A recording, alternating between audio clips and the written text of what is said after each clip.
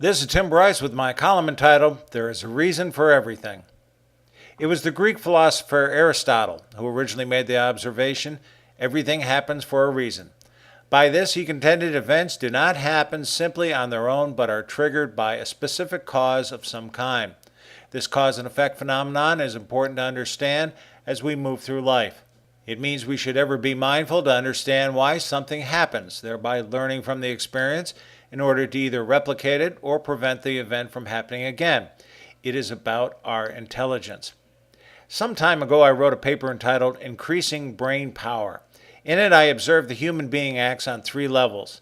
Level 1 is primal, where our actions are instinctive or robotic. Level 2 is moderate, where we take in more input than output.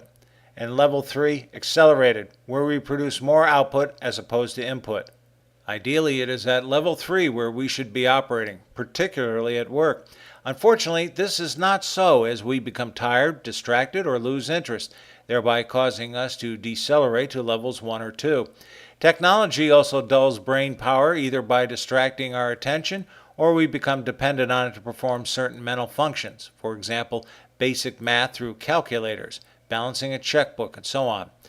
This is essentially no different than the effects of alcohol or drugs on the brain.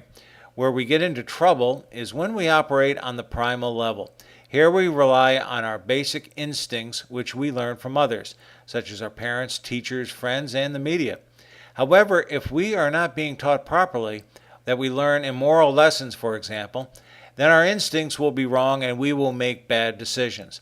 We can overcome this problem simply by considering cause and effect in our perceptions, along with a little logic. This is difficult for a lot of people operating on autopilot. Instead, they prefer the simplicity of level 1 and act on impulse as opposed to analyzing the world around them. This is why people make knee-jerk reactions and either harm themselves or others, or both. As an aside, this explains why mothers tell their children, I suppose if Joey jumped off the bridge, you would follow him, wouldn't you?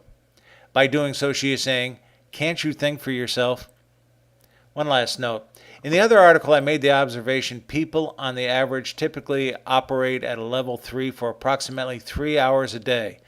Assuming we sleep for 8 hours, this means we have 13 hours to get into trouble, assuming our instincts are wrong. Kind of scary, isn't it? Friends, keep the faith. This is Tim Bryce of Palm Harbor, Florida. Follow me on the internet at timbryce.com.